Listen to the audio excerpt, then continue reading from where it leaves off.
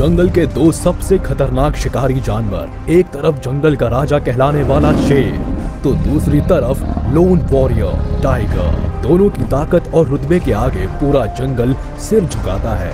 एक तरफ जहां शेर की एक दहाड़ दूर दूर तक जानवरों के दिलों में दहशत भर देती है, तो वही टाइगर की प्रेजेंस बाकी जानवरों के लिए मौत की दस्तक होती है। इनकी बेशुमार ताकत और बेखौफ अंदाजे के मुकाबले में दुनिया का कोई भी दूसरा जानवर टिक नहीं सकता। मगर कभी सोचा है आपने, अगर कैट फैमिली के इन दो महाबली शिकारियों का आपस में मुकाबला हो तो मंजर क्या होगा? दोनों में से कौन अपने रुतबे को कायम रख पाने में सफल होगा और किसकी हार उसकी साख को कमजोर कर देगी? सबसे बड़ा शिकारी टाइगर ही है। ये जानवर अक्सर अपनी पूरी जिंदगी अकेले ही गुजारता है और अपने एरिया में किसी और टाइगर की प्रेजेंस बर्दाश्त नहीं करता। शेर जंगल का राजा है, तो क्या उसको बैठे बिठाए शिकार थोड़े ना मिल जाएंगे? ये जंगल है, यहाँ भूख मिटाने के लिए मैदान में उतरना ही पड़ता है। जब एक बार मैदान में उतर गए, फिर दूसरे जानवरों का सामना भी करना पड़ता है। जब एक शेर और एक बाघ आपस में भिड़ेंगे तो जीत किसकी होगी?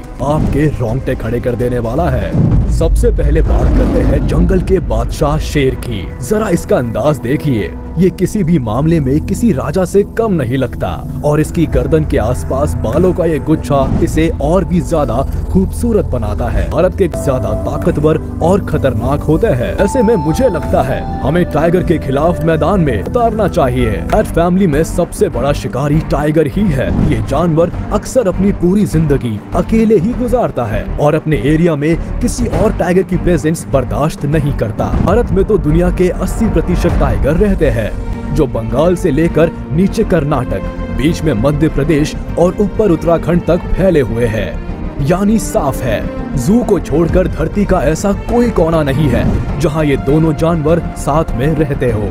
यानी शरीर के आकार में तो टाइगर अफ्रीकन लायन से भी आगे निकल गया। अगर सिर्फ आकार की बात करें तो टाइगर बिना किसी सीधी जंग के विजेता घोषित कर दिया जाना चाहिए। टाइगर यहाँ भी बाजी मार ले गया।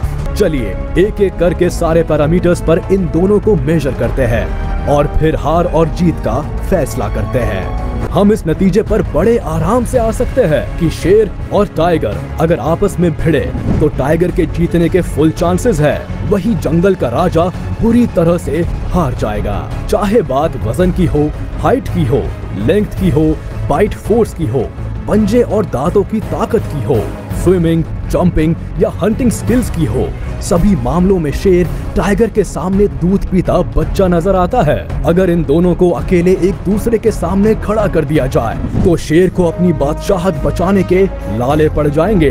मगर अब सवाल उठता है कि अगर टाइगर लायन के मुकाबले कहीं ज्यादा बड़ा है, ताकतवर है, चालाक है, बेहतर शिकारी है और उससे भी बड़ी बात शेर को हराने की पूरी काबिलियत रखता है, तो फिर लोग शेर को ही जंगल का राजा क्यों मानते हैं? टाइगर को क्यों नहीं? सही मायने में तो टाइगर को जंगल का राजा होना चाहिए। दरअसल अगर हम इंडिविजुअल जानवर की बात करेंगे तो जाहिर सी बात है शेर कमजोर पड़ जाएगा। मगर शेर की सबसे बड़ी ताकत उसका शरीर या उसकी स्किल्स नहीं, उसका परिवार है।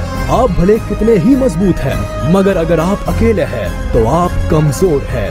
शेर परिवार के साथ रहता है और इसलिए वो जंगल की बादशाहत का हकदार है। अगर भी इस बात को बेहतर ढंग से जानता है कि शेर कभी अकेला नहीं होता।